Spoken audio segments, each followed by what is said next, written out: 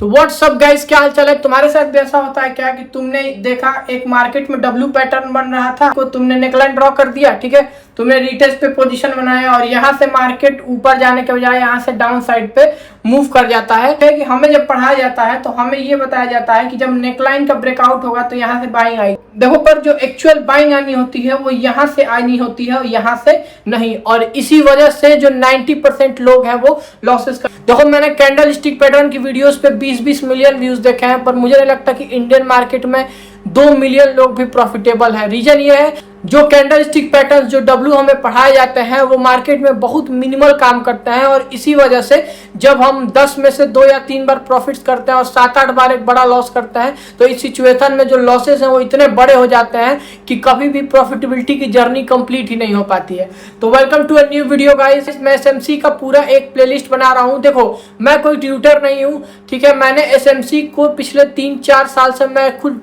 Back test कर रहा हूँ, ट्राई कर रहा हूँ ट्रेड करने का। मेरा एक उस पर अच्छा पकड़ बन गई है। और जब मैं अपने इस प्लेलिस्ट में बात करता था स्मार्ट मनी की, काफी लोग मैसेज करते थे कमेंट सेक्शन में कि भाई क्या स्मार्ट मनी करते रहते हो। इस वजह से मैंने सोचा कि देखो, बिगिनर सीरीज तो मैंने डाल दी है, पर एसएमसी का कॉन्सेप्ट मुझे पर्सनली ऐसा लगता है कि एसएमसी का कॉन्सेप्ट सबसे बेस्ट होता है मार्केट में। तो क्योंकि एसएमसी का कॉन्सेप्ट तुम्हें इंस्टीट्यूशंस का फुटप्रिंट बताता है, तो अगर उन फुटप्रिंट्स का यूज करके और हम ट्रेड लेना सीख जाए तो कहीं ना कहीं एक अच्छा गेन निकाल सकते हैं, ठीक है। अब देखो, मेरे तुम्हारे पास 1, 2, 5, 10 लाख 20 लाख रुपए हो सकते हैं, ठीक है।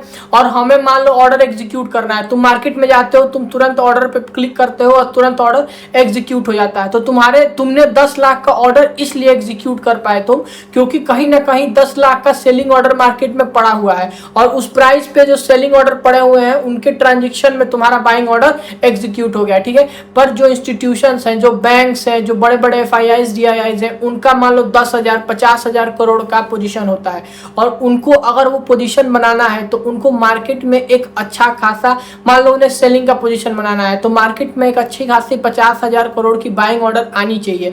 तो वो बाइंग ऑर्डर आने के लिए ही हमें ये सारी चीजें पढ़ाई गई हैं। ये सत्य है कि हमें ये पढ़ाई इसलिए जाती है कि हम इन्हीं पे ट्रेड करें और कहीं ना कहीं इंस्टीट्यूशन और बैंक्स के हम SL बने, ठीक है।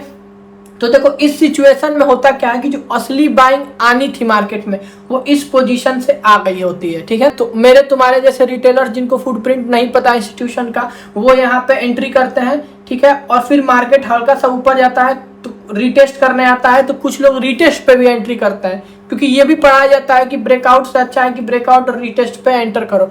तो कुछ लोगों का SL यहाँ है तो ये रिटेस्ट पे भी उनका SL हिट नहीं होता है। अब मार्केट गया और रिटेस्ट पे आया ना, यहाँ के जो बाइंग ऑर्डर है इनका भी SL यहाँ पे है। मार्केट नीचे आया, जो यहाँ पे जिन्होंने बाइंग ऑर्डर लगाया एक बाइंग, वो देख के उनका भी SL यहाँ डाउन पे है। अब कई बार ऐसा होता है कि तुम CPE का पोजीशन बनाओगे, मार्केट कंसोलिडेट करेगा, तुम्हारा प्रीमियम डीके होगा और तुम्हारा SL हिट कर जाएगा। मतलब तुम्हारे लेवल तक मार्केट गया भी नहीं, पर मार्केट थोड़ी देर कंसोलिडेट हो गया और तुम्हारा प्रीमियम डीके हो गया, तुम्हारा SL हिट हो गया, मार्केट वहां से अच्छा मूव अप साइड का दे देता है। तो ये सारी चीजें क्यों होती हैं? ताकि ये जो तुम्हारा फिर वो वहां से एक अच्छा मूव कर देता है, ठीक है। तो ये सारी चीजें जो होती हैं ये मार्केट में होती ही इसलिए है ताकि रिटेलर्स को ट्रैप कर सके। तो देखो, जो एसएमसी की सीरीज आने वाली है उसमें ये सारी चीजों पे ही बात करेंगे। Market structure, liquidity sweep, break of structure या फिर change of character, order block कैसे फाइंड करें, FVG, डिस्प्लेसमेंट, प्रीमियम डिस्काउंट जो रेंज होता है वो कैसे फाइंड आउट करें, या फिर इंड्यूसमेंट की भी बात करेंगे। और सारी चीजें, मतलब एसएमसी से रिलेटेड जितनी चीजें जरूरी है मार्केट में, मार्केट के सिचुएशन को समझ के और उस पे रिएक्ट करने के लिए, वो सारी ही चीजों की बात हम इसमें